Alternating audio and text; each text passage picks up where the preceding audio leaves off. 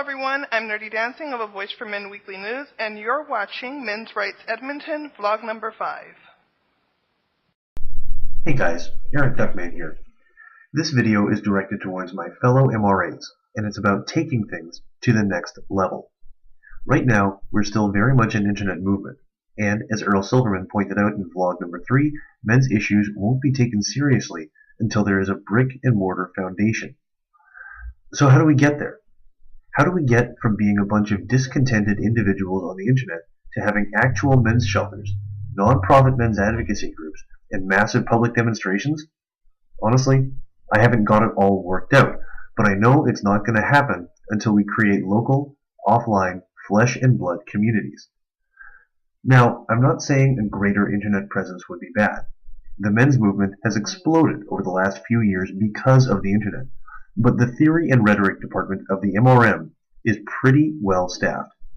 At this point, we need boots on the ground who will bring our message to the public and keep a constant vigil for whoever takes the red pill next.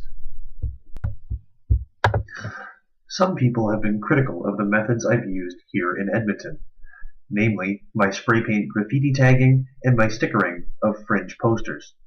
They think that I made people angry and therefore set the movement back. But you know what? There's no such thing as bad publicity.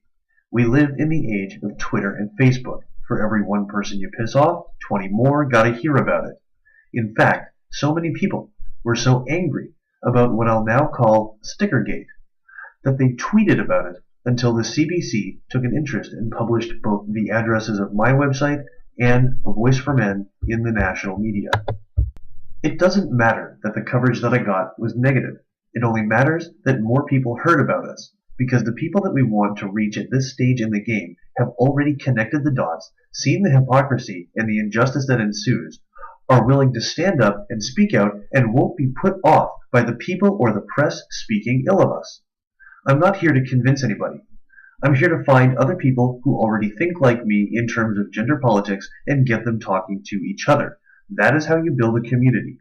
Not with peace and love and flowers, but by shouting your ideas from the rooftops until enough like-minded people show enough interest to take things to the next level. If you still think I'm wrong in the way I promote the movement, then by all means, employ your own techniques in your own city and share the results with the class.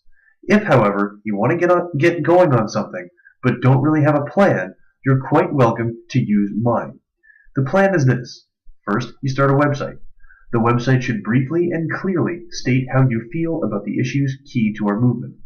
If you want, you can use the copy from my website.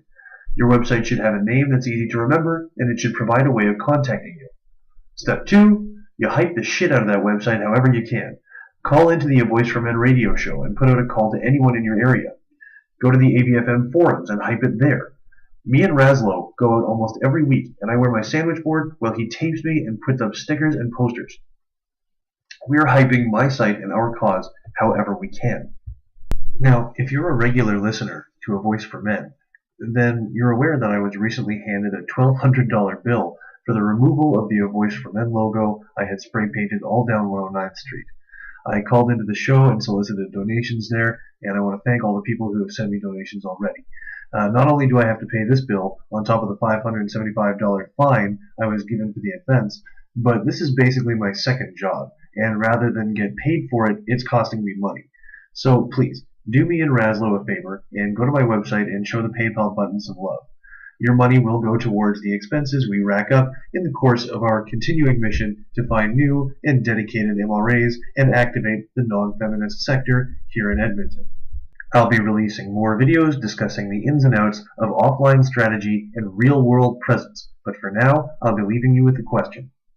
My job in our movement is to find like-minded individuals and connect them with each other to the end of creating a lasting pro-male community here in Edmonton. What's your job?